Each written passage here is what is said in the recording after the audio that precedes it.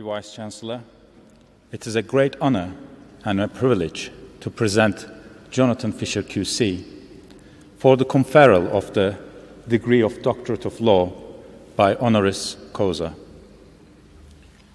When universities bestow honorary degrees, they are acknowledging an individual's achievements and all they present.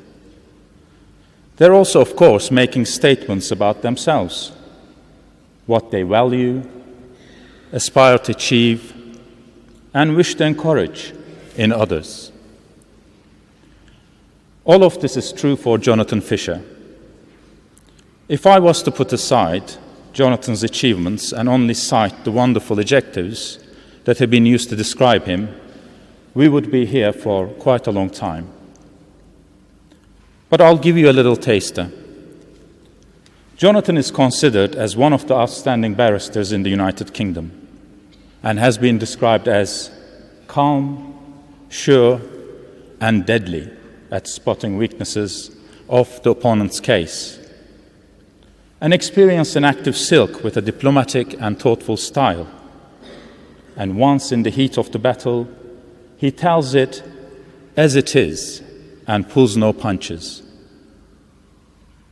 It was clear to Jonathan's grandfather that he would become a lawyer. Even at the age of 5, he would introduce Jonathan to his friends as his solicitor. Whether it was providence or destiny, here we are today, in the presence of one of the most eminent financial crime advocates in the UK.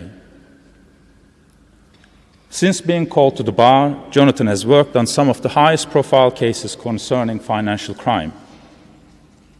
He has advised the House of Commons Treasury Select Committee on LIBOR, Lloyds TSB, and Forex trading cases, and cases concerning Russian, Iranian, Sudanese, and Congolese economic sanctions.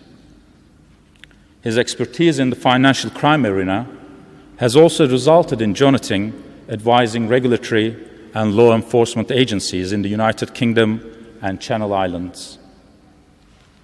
He also provides professional training on anti-money laundering issues for the European Union, Council of Europe, and the UK Trade and Investment. He served as a commissioner on the Bill of Rights Commission between 2011 and 2012. In addition to his formidable achievements as a leading QC, Jonathan has been at the forefront of academic work in his specialist practice areas.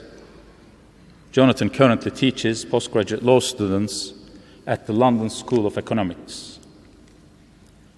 He is also a fellow of the Chartered Institute of Taxation, editorial board member for Simon's Taxes, and general editor of Lloyd's Law Reports on Financial Crime. And all this academic work complements Jonathan's practice, and his suggestions for law reform continue to generate considerable interest in political and academic circles. I've had the privilege of being one of the editors for a book in which Jonathan has written a chapter on criminal liability for reckless risk-taking by the financial sector. A contribution that is innovative, thought-provoking, and given the scandals we have witnessed recently, it is very timely indeed. Jonathan has extensive links and shared interests with our Department of Law and members of our Commercial Law Research Unit. He has worked with our colleagues on several projects and presented at conferences hosted by UWE and contributed to our Faculty of Business and Law Distinguished Professorial Lecture Series. Jonathan's contribution to law has inspired us all, and it is a great privilege to be working with him. Deputy Vice-Chancellor, on behalf of the university and in recognition of his contribution to financial regulation and corporate law, I present Jonathan Fisher for the award of Honorary Doctor of Laws, honoris causa.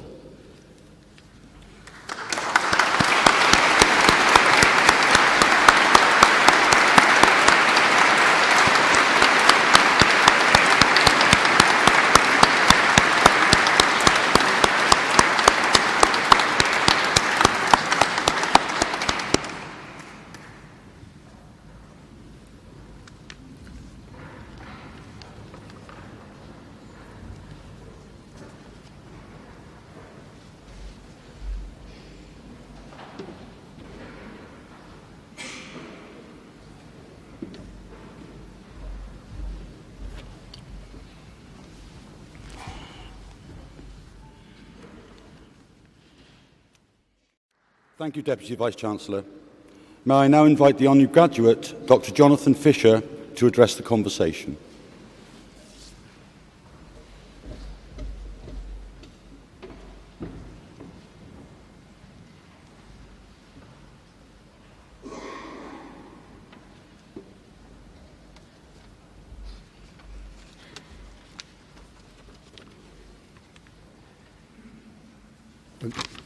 Good afternoon.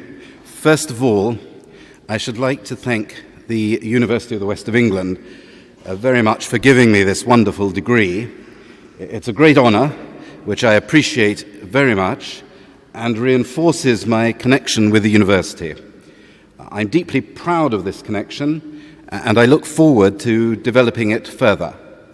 And thank you, Dr. Turkson, for the very kind words you spoke about me. I'm very appreciative and very grateful.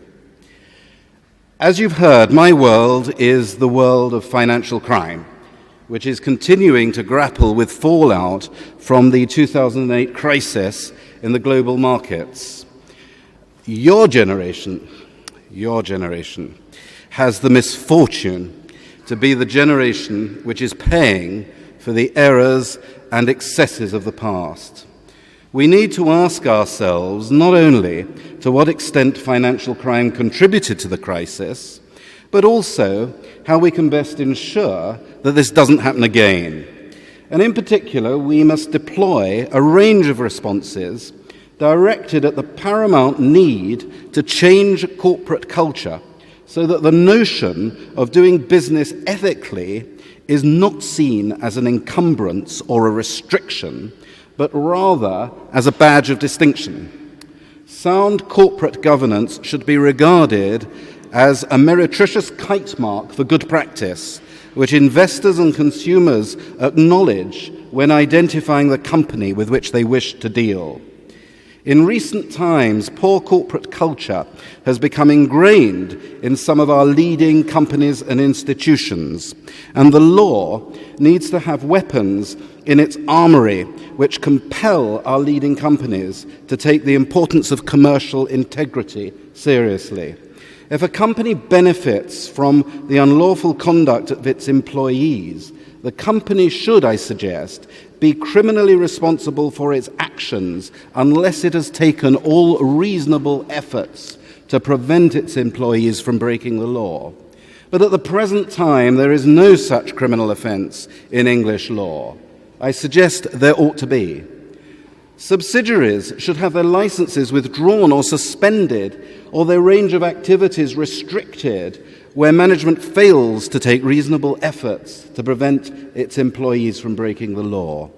Directors should have their authorizations withdrawn where they have failed to instill a proper ethical culture in their companies. There is no place, I suggest, at the corporate table for directors and senior managers who take a cavalier approach to the application of legal and regulatory standards. They can play Russian roulette with their own money, but not with ours. So, fellow graduates, there is much work to be done.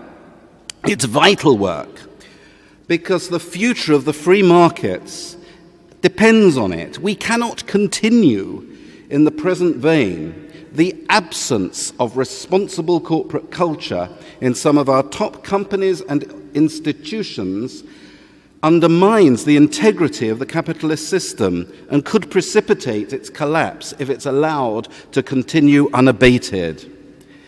I'm afraid, graduates, that the global financial crisis has bequeathed to you a rather difficult job market.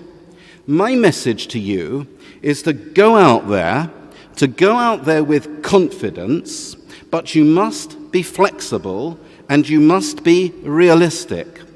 Take the opportunities when they arise, and don't be despondent if something goes wrong, because there will be occasions when you will fail. The important thing is to pick yourself up, to dust yourself down, and to press on. None of us would have learnt to walk if we hadn't tried it again after we'd fallen over. And wasn't it Richard Nixon who reputedly said that you can tell the true quality of a person by the way in which he or she responds to failure? And look, certainly Richard Nixon was somebody who knew something about failure. So I thank the university again for this great honour. And to the graduates, I congratulate you on your great achievement. To sit and watch your smiles is fantastic. It's heartwarming. And congratulations to you all. A great achievement today. I wish you the very best of luck, with the fervent desire that you should all enjoy health, happiness, and every success. And as you take your journey through life, as our American cousins are very fond of saying, and I say this in this holy place, may you enjoy God's speed. Thank you.